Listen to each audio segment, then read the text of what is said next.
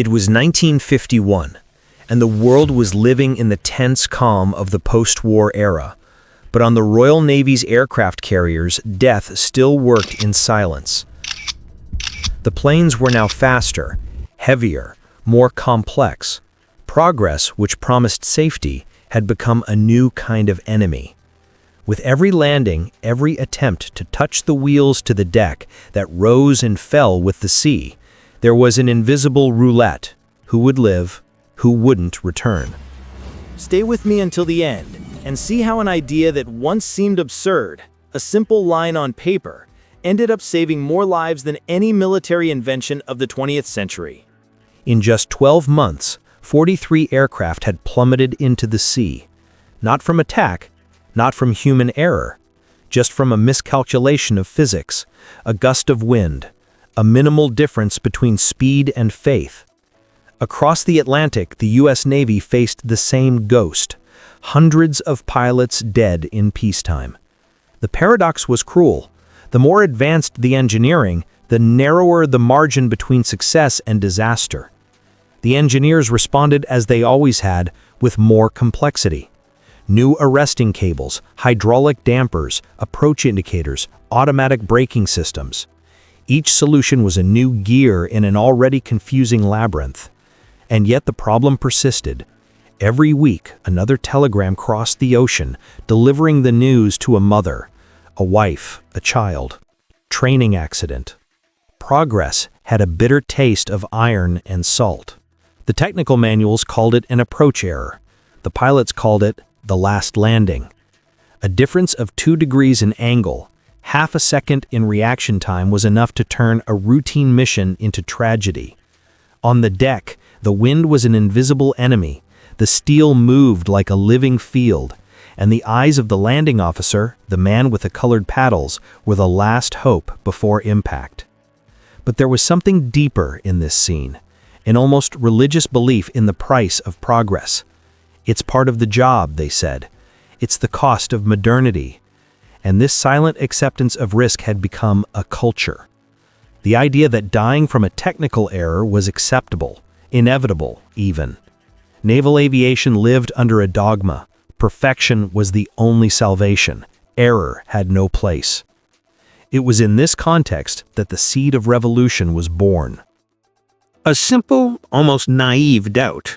What if the problem wasn't the man, nor the machine, but the way we viewed error? Engineering had become an art of punishment, creating systems that didn't forgive failures. And perhaps, just perhaps, it was time to build something that accepted them. The camera would zoom in, at that moment, on the anonymous face of an officer watching the landings.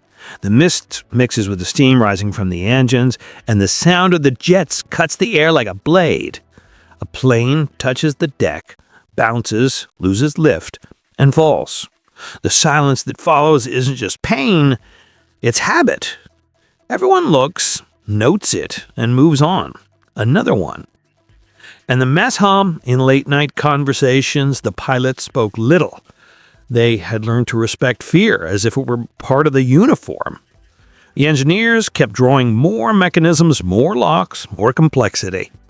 Faith was in the machines, and man, that fragile and impulsive being, was merely the troublesome variable that mathematics tried to eliminate.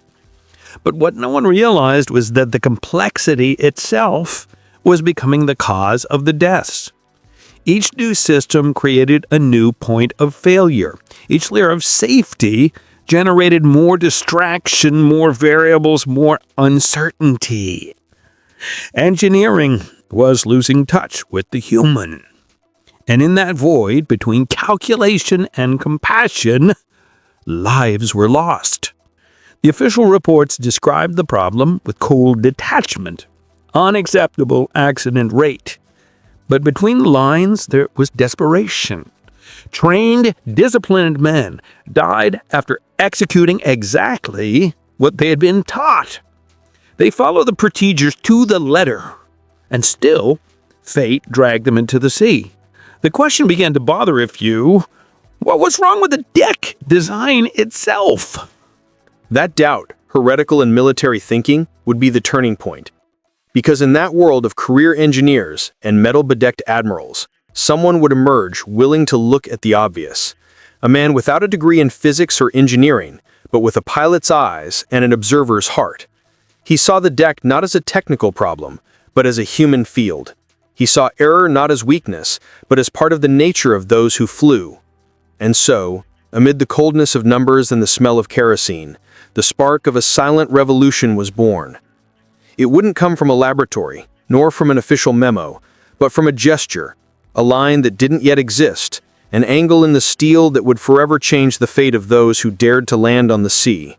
Because sometimes, the idea that saves isn't born from genius, it's born from empathy. And on that morning in 1951, among the ashes and reports, one man began to see what no one else saw. He wasn't a scientist, nor an engineer. He was just a pilot with a forbidden question. And the answer he would find would forever change the way humanity confronts error. Dennis Campbell didn't seem like the type of man who would change history. No portrait of him adorned walls. No speeches celebrated him. He was just a pilot, discreet, methodical, marked by the silence of someone who had seen more crashes than takeoffs. He had buried friends. Too many for a time of peace. And it was at one of those funerals, under the metallic sound of bells and the smell of kerosene clinging to the uniform, that something inside him broke. Mick Lithgow, the collie who had laughed the morning before, now lay in a closed casket. The aircraft hadn't failed. He hadn't failed. The system had.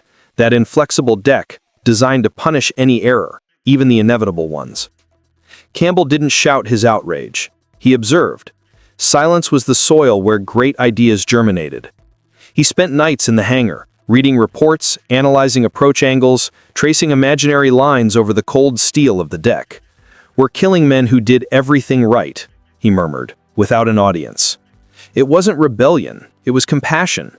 And from that empathy was born the question no engineer had dared to ask. What if the problem wasn't the piloting, but the space? In the months that followed, Campbell became an obsessive observer. He noted everything: speed, wind, reaction time, deck inclination. He spoke little, but saw what no one else saw. He noticed that accidents always occurred at the same point, when the pilot with no margin for correction was forced to touch down in a space that didn't forgive error. A linear, rigid deck designed for machines, not for men. The logic was perfect, but inhuman.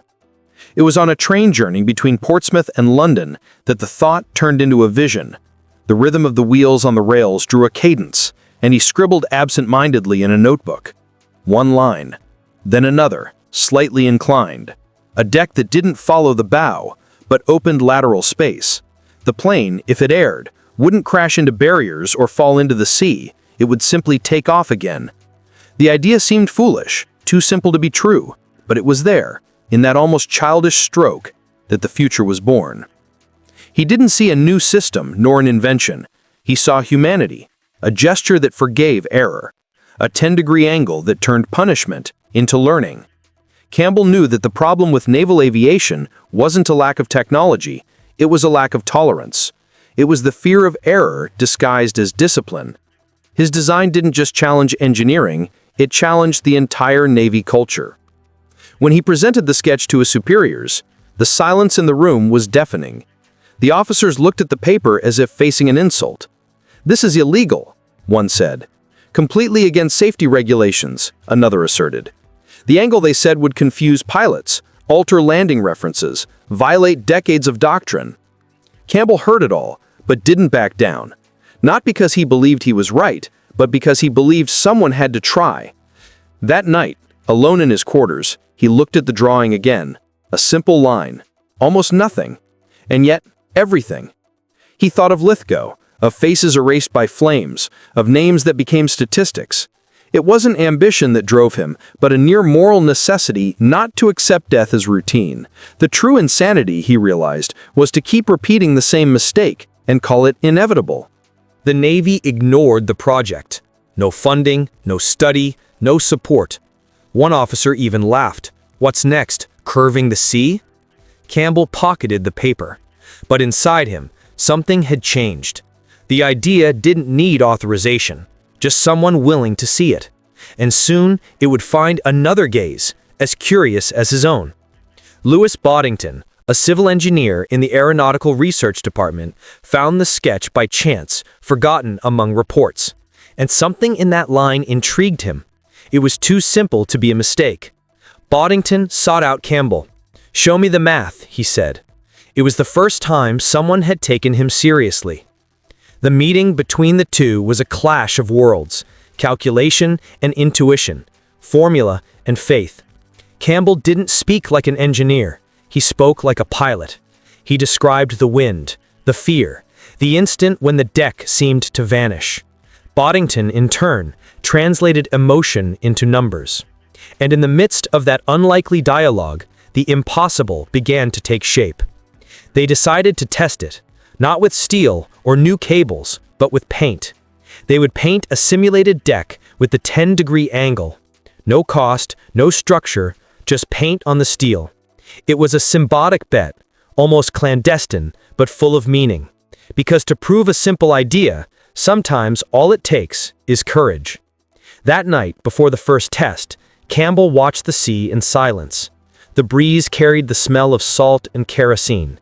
The distant sound of engines echoed like a metallic heart. He knew that if it failed, he would be ridiculed forever. But if it worked, it would save lives. And that was enough. As the mist covered the harbor, he closed the notebook. The drawing was there, the 10-degree line, the stroke that would break centuries of tradition, the stroke that said, without words, to err is also human. What he didn't know was that that line was about to challenge the ocean itself. On the morning of the first test, the deck of the HMS Triumph looked like all the others, except for one thing. Over the gray steel, there was now a white stripe discreetly angled to the left, 10 degrees. It was almost imperceptible to the naked eye, but for Dennis Campbell and Louis Boddington, it was a silent revolution. No new technology, no multi-million-dollar investment, just paint and an idea. The kind of simplicity the world takes time to respect. The first pilot summoned looked at the deck with suspicion. Some laughed, others crossed themselves. "They want us to land sideways," one whispered. The distrust was understandable. For decades, everything taught about carrier landings revolved around aligning with the bow, never with the sea.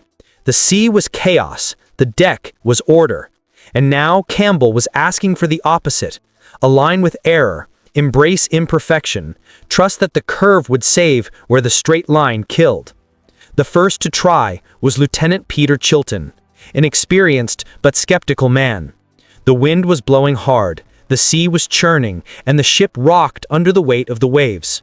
Chilton looked from the cockpit and saw that white line crossing the steel like a new scar. He took a deep breath and accelerated. The jet dove, the deck rose, and for an instant, everything seemed wrong. But when the wheels touched the steel, something unprecedented happened. The plane, instead of bouncing off the runway, maintained control. And when it missed the arresting cable, instead of plummeting into the sea, it took off again. The error didn't kill him. It just set him free. When Chilton landed again, this time precisely, he jumped from the cockpit smiling. "For the first time, I wasn't afraid," he said, still breathless. "I just accelerated and climbed." No one responded immediately. The engineers watched the data. The officers kept their gazes restrained. But in that silence, there was something new. Astonishment. The impossible had worked. In the days that followed, more tests were conducted. Each landing confirmed the same pattern. The angle created space. Space to correct, to breathe, to try again. The deck ceased to be an executioner and became a partner. What had once been a cold calculation now became a gesture of empathy translated into engineering. And that unsettled the most rigid. Because success didn't come from more complexity, it came from forgiveness. But technical triumph didn't bring immediate acceptance. On the contrary, within the Air Ministry, Campbell's proposal was still treated as heresy. "It seems to work in testing," they said, "but who guarantees it's not luck?" The fear of abandoning traditions outweighed the desire to save lives. And so, for months, the project hung suspended between empirical success and institutional skepticism. Campbell and Boddington continued refining the theory. They produced reports, diagrams, vector and centripetal force calculations. But what sustained the idea wasn't the mathematics, it was the spirit.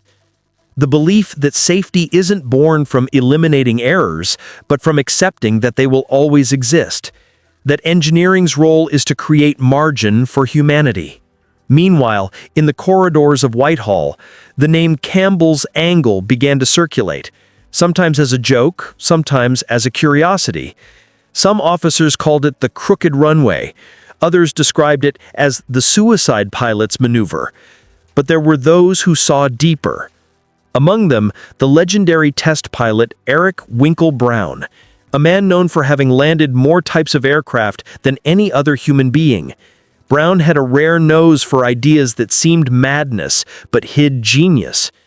When he learned of the angled deck, he asked to see it with his own eyes. The meeting between Brown and Campbell was brief, but decisive. Brown examined the drawing, the scale model, and smiled.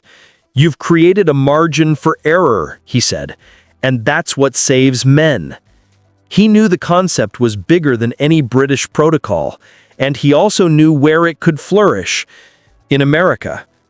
The transfer of ideas between the British and Americans wasn't always peaceful. There was pride, there was rivalry, but there was also mutual admiration when something truly worked. Brown took the concept to the United States, presenting it as an opportunity to reimagine all carrier landing operations. There, he found minds ready to listen, especially because across the Atlantic, the accidents were even worse. What had begun as a line of paint on steel now crossed oceans, and, unknowingly, Campbell had initiated one of aviation's greatest silent revolutions. The proof was made, the idea tested. All that was left was an act of courage. Let the sea judge the impossible. On the horizon, the USS Antietam prepared for the first real angled deck. The world watched with skepticism and hope. And the man who had sketched it all in a notebook watched from afar, without fame, without speeches, just with a silent heart, trusting that sometimes the simplest idea needs to be proven before the impossible. But what would happen when that simple idea was put to the test in the heart of the ocean under the weight of an entire fleet?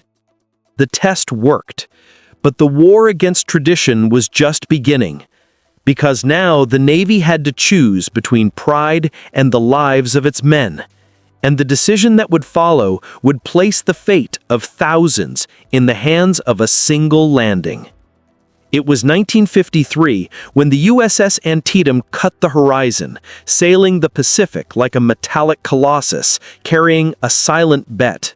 On the surface of its deck was something no other aircraft carrier in the world possessed: an inclined runway, 10 degrees of disobedience. To some, it was heresy against naval tradition. To others, the only hope of avoiding more funerals in peacetime. And on that day, history awaited a pilot willing to prove if insanity could be the path to reason. Lieutenant Harold Buell was the chosen one, a cautious veteran, his face marked by the sun and years of tension in landings that tested faith itself. He knew the numbers, knew the risk, but he also knew the terror that haunted every approach on the old straight decks, the fear of erring and having no chance to correct. When command authorized the test, Buell looked at the sea and said simply, "Let's see if the line saves." The engine roared, the jet dove into the wind, and the world seemed to shrink until it fit into a white straight line on the steel. The deck swayed under the waves, the radar hummed, and the eyes of dozens of officers fixed on that point. Buell touched down, the cables missed, the hook aired. A frozen instant, then the miracle. The plane didn't sink, didn't explode, didn't plunge into the abyss. It just accelerated and climbed. This time, the error wasn't a sentence, it was learning. The silence that followed was greater than any applause. The engineers exchanged wordless glances, the sailors let out a collective sigh, and the captain, with trembling hands, simply noted in the log, "Successful landing, no damage, no death." Simplicity had triumphed over arrogance. In the days that followed, the Antietam became a floating laboratory. 100 landings, 200, 1,000, no fatalities. Confidence began to grow. The pilots, once dominated by fear, began to fly with lightness. "Now the deck feels like it's on our side," one said. That discreet angle returned something the war had taken, the sense that error wasn't the end. The numbers confirmed what the heart already knew. In months, accident rates dropped by 83%. What had once been naval aviation's most dangerous maneuver became safe routine. And not through a new engine, nor an expensive technological advance, but through a pencil-drawn gesture of empathy. The U.S. Navy officially adopted the angled flight deck, and the whole world watched. The United Kingdom followed suit, replacing old straight decks. France, Australia, and Canada quickly implemented the innovation. Even the Soviet Union, an ideological enemy, adapted its designs. The angle crossed borders, ideologies, and egos. It was an idea that no longer belonged to anyone, it belonged to humanity. But the deepest impact wasn't in the numbers, it was in the men.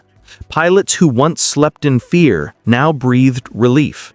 Instructors reported fewer errors from tension. Training shifted philosophy from "don't err" to "correct and continue." It was a paradigm shift as discreet as it was powerful, the transition from punishment to learning. Among the many letters sent to the Royal Navy, one stood out. It was from a young pilot named James Davidson. He had suffered a hydraulic failure during a night landing. With the old system, he would have been swallowed by the sea, but the angled deck gave him space to react. "Mr. Campbell," he wrote, "I've never met you, but I'm alive to write this, and my wife is grateful." The letter reached Dennis Campbell in a yellowed envelope months after the American success. He read it alone in his small office. No background music, no applause. Just the distant sound of wind against the window. He folded the letter carefully and filed it among his papers. For a moment, he smiled, not from vanity, but from relief. Because the line he had drawn wasn't just a technical drawing, it was a gesture of compassion turned into steel. In the years that followed, the concept became the global standard. All modern aircraft carriers were born with the angle he designed. No other advance in naval aviation saved so many lives in so little time. And yet Campbell never claimed glory. When asked about his invention, he replied simply, "I just wanted to give a second chance to those who err." Humanity owed him a moment of humility, because it was there, on the deck of the Antietam, that something history rarely understands was proven. True greatness isn't in challenging death with power, but in preventing it with wisdom. And that sometimes an idea that seems insane is just the lucidity the world hasn't yet learned to recognize. The whole world applauded the result, but no one asked who the man behind the revolution was. And when silence swallowed him, Dennis Campbell proved something even greater than his invention. That true greatness doesn't need to be seen to change the course of history. Dennis Campbell aged in silence. He never wanted titles, awards, or headlines. He continued to serve, attentive to every safety report, every new pilot landing on the sea. When asked how he felt seeing his invention on every carrier in the world, he replied simply, "What matters isn't authorship. It's the fact that they come home." He saw engineering as a moral act, not a conquest. And that may have been his most enduring lesson. The angled deck over time ceased to be a novelty. It became standard, invisible to the eye, as natural as flight itself. But the essence behind that 10-degree line lived on. The idea that all technology worthy of the name must understand human fragility. that innovation without compassion is just mechanical vanity. In one of the last known photos of Campbell, he watches a jet landing on the HMS Ark Royal. The sea is calm. The sound is deep, rhythmic, almost serene. He watches as if contemplating the result of a silent prayer. Each touch on the deck is a reminder of all who didn't return and a tribute to those who still will. Progress, finally, had learned to forgive. Years later, when FA-18s and F-35s began landing on digital platforms, Campbell's legacy remained intact. The modern system, with all its sensors and algorithms, still relied on the same principle: giving space to error. The software merely refined the human gesture born on that paper scribbled on a train between Portsmouth and London. Every pilot, aligning the jet over the angle, unconsciously repeats the stroke a man made with an ordinary pen 70 years before. But the meaning of that stroke goes beyond aviation. It reveals a universal truth, that genius isn't in creating something new, but in seeing what everyone ignores, in realizing that a small change in perspective can transform the fate of thousands, that sometimes the safest path isn't straight, but inclined, compassionate, the one that makes room for error without destroying the one who commits it. Campbell believed that true progress is the kind that bends to the human condition, and that idea echoes far beyond aircraft carriers. It applies to bridges, hospitals, schools, any system that deals with lives. When technology understands error as part of the process, it stops being man's enemy and becomes his ally. The 10-degree line is, in that sense, a living metaphor, the inclination needed to balance the arrogance of the straight. Time passed, and history recorded him only in footnotes. But sometimes it's in the margins that the purest ideas live. Campbell didn't need to be remembered to remain present. Every pilot who lands and survives, every successful takeoff, is a whisper of his work. The steel still holds his invisible signature, not on plaques, but in the way the world lands without fear. There's a silent beauty in all this. The 10-degree line isn't just a technical detail. It's a moral symbol. It represents the moment when humanity looked at error and decided not to punish, but to understand. The moment when engineering ceased to be the domain of the mind and returned to being an extension of the heart. Because in the end, the value of a simple idea that saves lives isn't in its originality, but in its humanity. In remembering that intelligence isn't for creating perfect machines, but for protecting imperfect beings. And that true invention is born when compassion meets precision. Dennis Campbell didn't just alter aviation, he altered the logic of the world.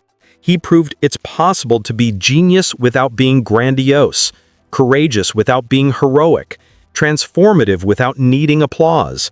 He drew an angle and straightened the course of history. Today, when the sun reflects off modern decks and jets land safely on the sea, it's possible to imagine the calm voice of a narrator whispering in the background, "He didn't build a machine, he built a chance." And perhaps that's the noblest definition of progress that has ever existed, the courage to tilt the world toward life. He drew just an angle, and with it, tilted the fate of thousands. But the question that remains is another. And what if in your life the solution that seems too crazy is precisely the one that will save everything? The story of Dennis Campbell teaches us that empathy can redesign the world. If you believe in the power of simple ideas that save lives, subscribe so you don't miss other silent revolutions like this one.